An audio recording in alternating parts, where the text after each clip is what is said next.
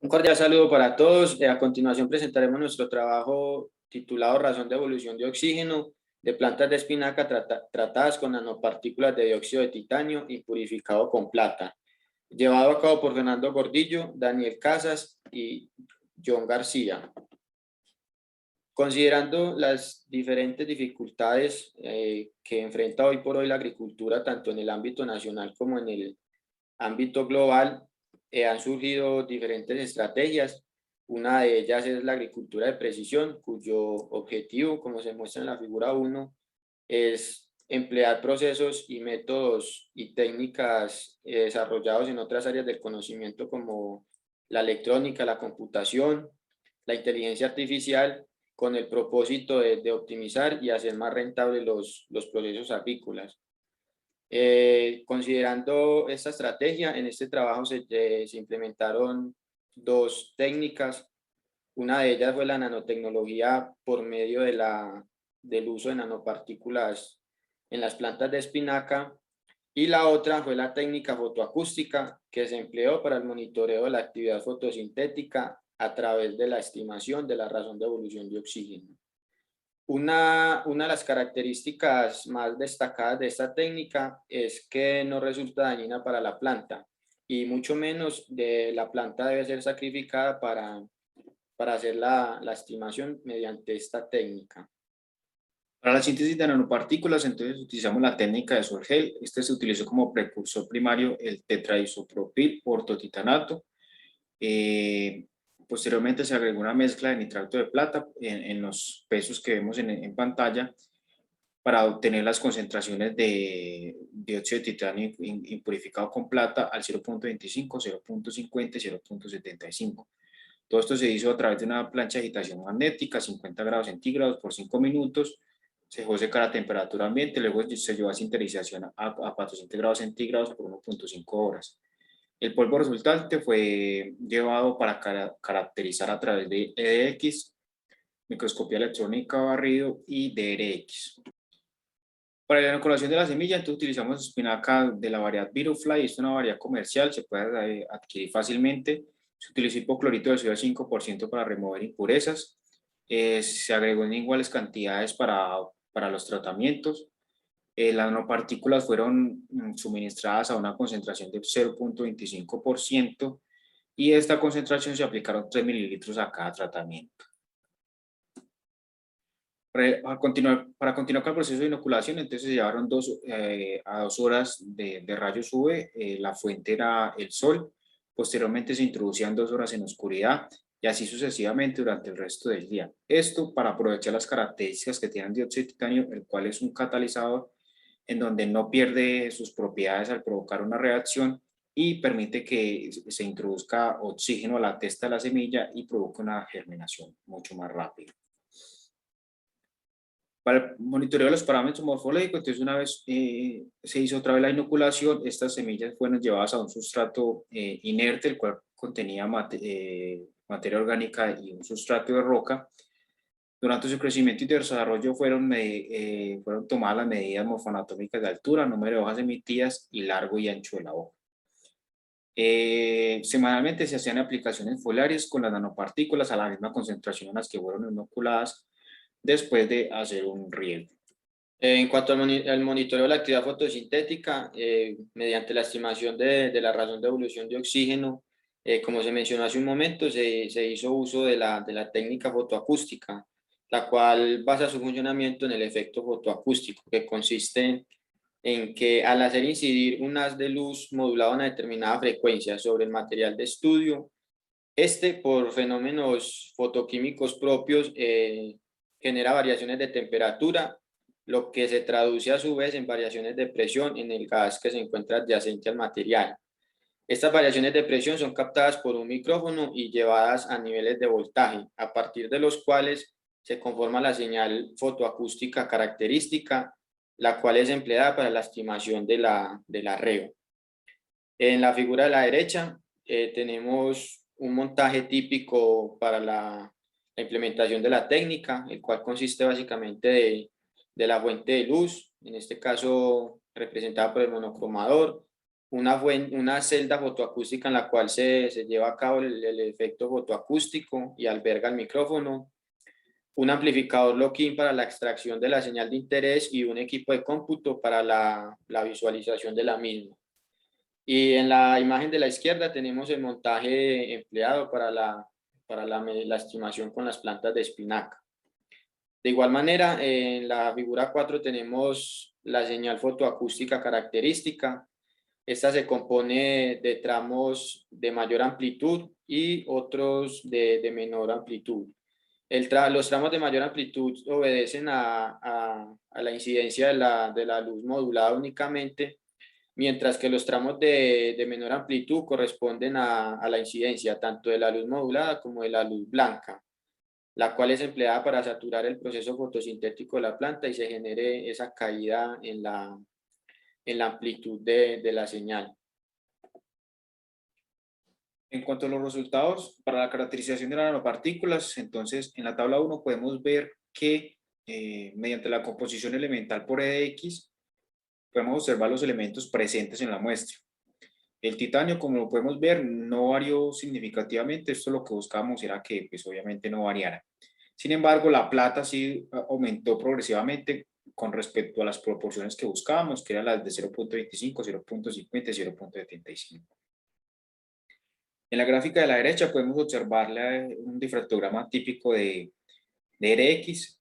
Podemos ver que la plata adicionada no cambió su estructura, que podría haber variado a rutilo o a uruquita. En esta diapositiva podemos observar los resultados por CEL, microscopía electrónica de arriba, donde podemos ver que las nanopartículas son finas con un diámetro aproximadamente entre 9 nanómetros. Son de forma esférica y estaban aglomeradas en una estructura porosa. Por este lado, en la tabla 2 podemos observar que los tratamientos, las semillas sometidas a los tratamientos en el proceso de germinación aumentó hasta en un 13% con respecto al control. El tiempo medio de germinación fue menor en las semillas sometidas a los tratamientos y la tasa de germinación, la que nos indica el número de semillas germinadas por día, pues fue mayor con respecto al control. En la parte de abajo podemos ver una imagen de las semillas germinadas. Presentan radículas y hojas, y las primeras hojas cotiledonales están de buen color, ya que si las nanopartículas hubieran sido tóxicas, podrían haber cambiado a una tonalidad más oscura. Para el monitoreo de parámetros morfológicos, entonces podemos ver en la figura 9, en las figuras A, B, C y D.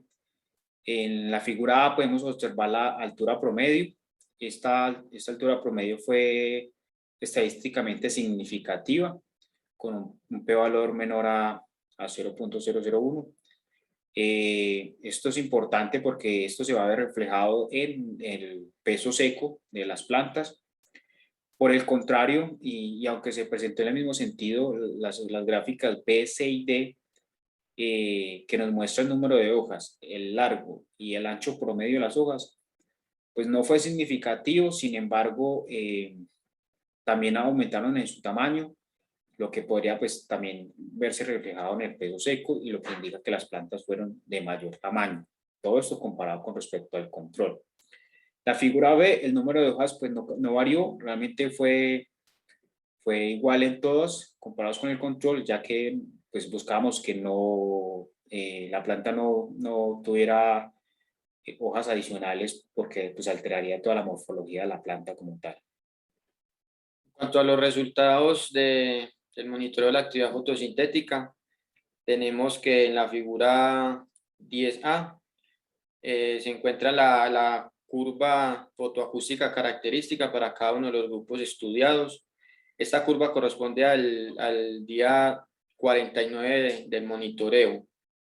En la figura B tenemos el comportamiento del arreo durante los 50 días del monitoreo para cada uno de los grupos. De igual manera tenemos el p-valor obtenido a través del análisis de varianza. Este p-valor nos indica que entre los grupos de estudio existen diferencias significativas. pero no permite determinar entre qué grupos existen tales diferencias.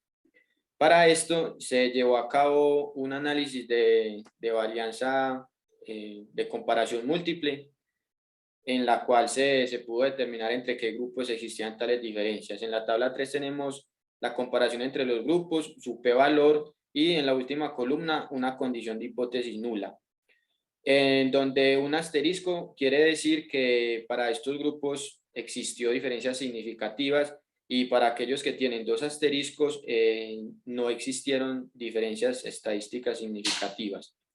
Podemos ver que el grupo control presenta diferencias estadísticas significativas con los demás grupos, tanto con el de dióxido de titanio como con aquellos que tienen contenido de plata. Y la misma situación se presentó para los grupos que presentan el contenido de 0.25% y 0.75% de plata. Lo que estos resultados permiten afirmar que las nanopartículas de dióxido de titanio con plata presentaron variaciones en la actividad fotosintética de las plantas respecto al grupo control. Adicional a esto, se llevó a cabo un análisis de componentes principales con el objetivo de reducir el número de dimensiones del conjunto de datos. En este caso, se obtuvo, con las dos componentes principales, se obtuvo alrededor del 86% de la información, lo cual es un porcentaje considerable. De igual manera, en la figura 11 tenemos la gráfica de distribuciones de las diferentes observaciones en términos de estas dos componentes. Se puede observar que el grupo control se encuentra distribuido en una zona, en un área bastante distante de los demás grupos, y en términos generales los resultados obtenidos con este análisis de componentes principales pueden ser empleados en trabajos futuros para desarrollar o implementar métodos de clasificación. Para concluir, tenemos que el presente estudio reveló que las nanopartículas de dióxido de titanio purificadas con plata usadas en este trabajo pues dieron lugar a un efecto positivo en la germinación, en el tiempo medio de germinación y la tasa media de germinación de las plántulas de espinaca, en contraste con el grupo testigo. Todo esto demuestra una interacción entre el compuesto químico y el modelo biológico utilizado. Por otro lado, se evidenció un aumento significativo hasta el 53% en la altura de las plantas tratadas con nanopartículas. Esto indica que las nanopartículas inoculadas en las semillas tienen una consecuencia en el crecimiento y desarrollo de las plántulas de espinaca. Por otro lado, tenemos que la técnica de fotoacústica permitió estimar la arreo de las plantas de espinaca bajo el efecto de la inoculación de las semillas. Durante los primeros 30 días se observó la tendencia al aumento de los valores de arreo. Sin embargo, únicamente para el tratamiento de las nanopartículas de dióxido de titanio incorporadas completa al 0.25%, se mantuvo este comportamiento de manera paralela al grupo control, que presentó durante el monitoreo los valores más bajos de arreo. Todo esto podría estar relacionado con un proceso de estrés causado por otros tratamientos con mayor contenido de plata. Finalmente, agradecer a la Universidad del Quindío por el apoyo financiero brindado a este proyecto, e igualmente al programa Ómicas, optimización multiescala en sílico de cultivos agrícolas sostenibles, anclado en la Pontificia Universidad Javeriana de Cali y financiado por el Banco Mundial a través del ecosistema científico colombiano, apoyado e impulsado también por el Ministerio de Ciencia, Tecnología e Innovación, el Ministerio de Educación y el Ministerio de Industria de Colombia, al igual que por el ICETEX. Agradecer a todos ustedes por su atención y quedamos atentos a alguna inquietud o pregunta que puedan tener.